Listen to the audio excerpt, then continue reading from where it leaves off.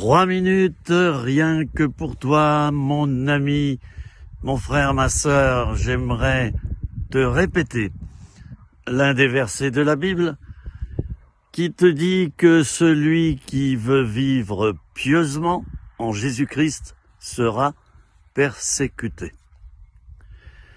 Vivre pieusement, qu'est-ce que ça veut dire? Ça veut dire vivre dans la piété, dans la prière, dans l'obéissance, dans la sainteté, dans le respect de Dieu. C'est cela que ça veut dire. Alors, c'est Jésus lui-même qui l'a dit, et lui, vous savez, il y est passé, et pas qu'un peu, puisqu'il en est mort. Tout chrétien parmi nous, toute chrétienne, qui veut obéir au Seigneur et qui veut vraiment avancer spirituellement, marcher par l'Esprit, répondre à son appel, d'une manière obligatoire, passera par la persécution. Qu'est-ce que c'est que la persécution?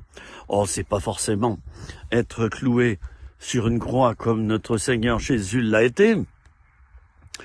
C'est qu'on dira faussement du mal de vous, à votre boulot, à l'église, bref, partout où vous allez.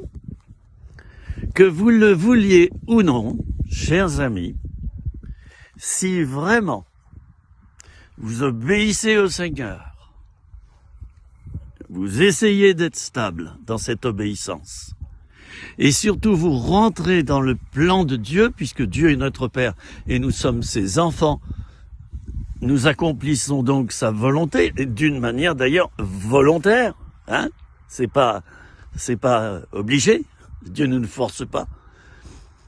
Eh bien, si nous faisons cela, vous n'aurez pas besoin de la demander, la persécution. Elle arrivera toute seule avec ses grands sabots.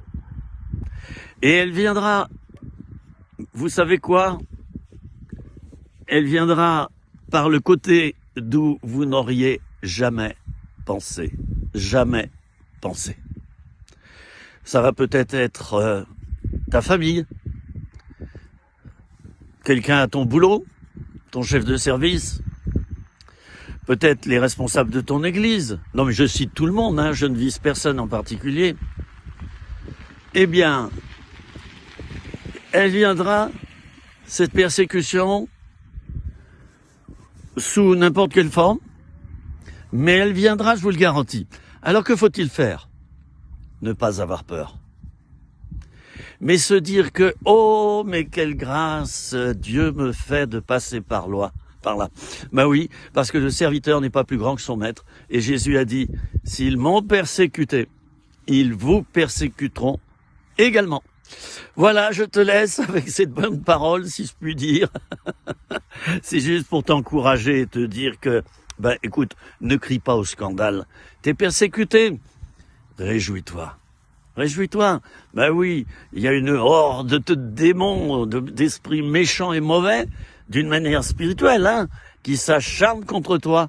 Et bien souvent, c'est au travers des personnes. Ça peut être aussi au travers d'événements, au travers de choses matérielles.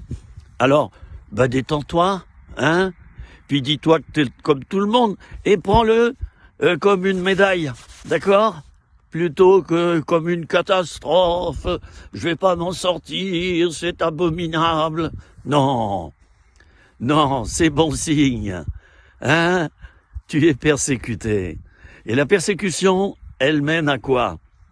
Eh bien, elle mène au fait qu'on va encore plus loin avec le Seigneur. Elle nous dope. Voilà, je m'arrête. À bientôt. C'était 3 minutes, rien que pour toi.